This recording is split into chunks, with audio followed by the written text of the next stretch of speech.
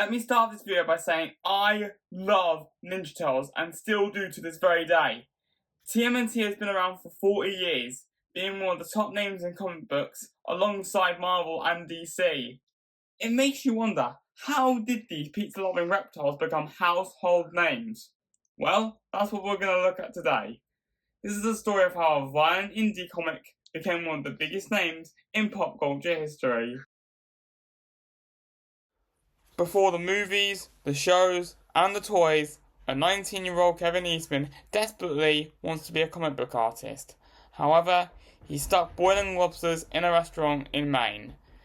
A while later, Kevin Eastman sent something to Peter Laird that's comic book related. They found a mutual interest in comics and saw some Jack Kirby art. A great inspiration. They made a comic book together called Future Toy, and some of you may have seen this character in the TMNT universe. Eastman bought a house where they would draw comics while watching late night TV. Well, on one of those fateful comic drawing nights, Eastman whips up a sketch to make Laird laugh. It's a turtle with a ninja mask and nunchucks strapped to its body. Eastman gives it a name, Ninja Turtle. Big Brain Laird makes his own sketch, adding Teenage Mutant to the title. In my opinion, the original turtle designs are a bit too realistic, and it seems that other animators really like this design. There are no accidents. They would pass the paper between them, drawing different parts of the comic and adding to each other's panels, eventually finalising on a print with the help of Eastman's uncle, Cowabunga. All the copies sold. Cowabunga! This is the best comic ever! Cowabunga! Everyone understood what was going on. Cowabunga! Soon, the suits start calling. Eastman and Laird get approached by companies that promise big TV shows and the toy line. But these Galaxy Brains didn't fall for the trap. They took their own direction and signed a short contract. A 30-day deal with Playmates was agreed. A production of the toy line that went on to challenge Hasbro and Mattel. With the toy deal in place, they hired an agency to create a 5-episode animated series. Eastman and Laird were in control, but they had to make a few changes like giving the turtles coloured bandanas, pizza, and removing the dark tones from the comic. The show was much more cartoonish than the comic was, with the violence and grittiness being taken out. David Wise was hired as a screenwriter for the show and had worked on several cartoons like Godzilla and the original Transformers, both of which I'm a massive fan of.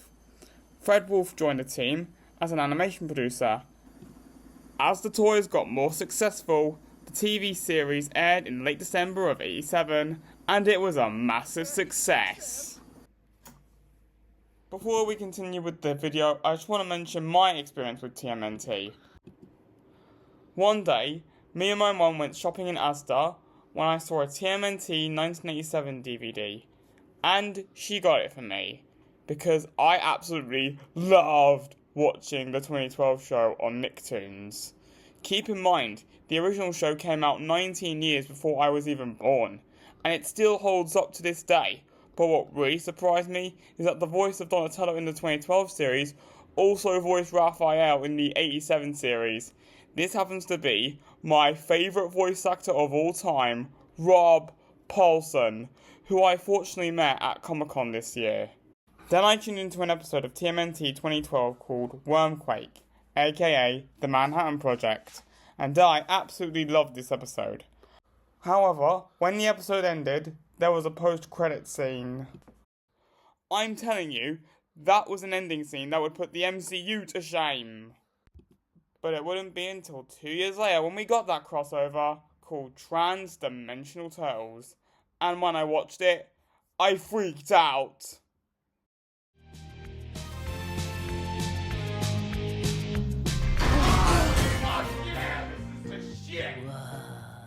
Though it's not my favourite thing about TMNT, I do really love their crossovers.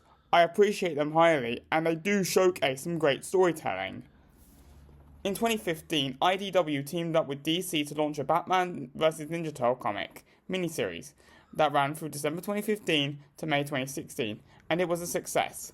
So successful that 3 years later in 2019, they made a straight-to-DVD movie, which in my opinion is one of the best crossover movies ever made. Like, no joke. There have been other crossovers within TMNT. These include other popular franchises like Ghostbusters, Power Rangers, and most recently, Naruto. Some comics are absolutely fabulous, but not all of it can be praised because some crossovers really fall flat. For example, there are crossovers with Power Rangers in Space and Fortnite. In conclusion, I still do love the Turtles. In fact, every Tuesday I go to my local comic shop and buy the Saturday Morning Adventures comics. But that's just the tip of the iceberg. There's a whole lot of TMNT stuff that I haven't covered yet. So do let me know if that's something you would like to see in a future video. If you guys like this video, I'll probably make a part 2. Thank you all for watching. This is Joy Productions, signing out.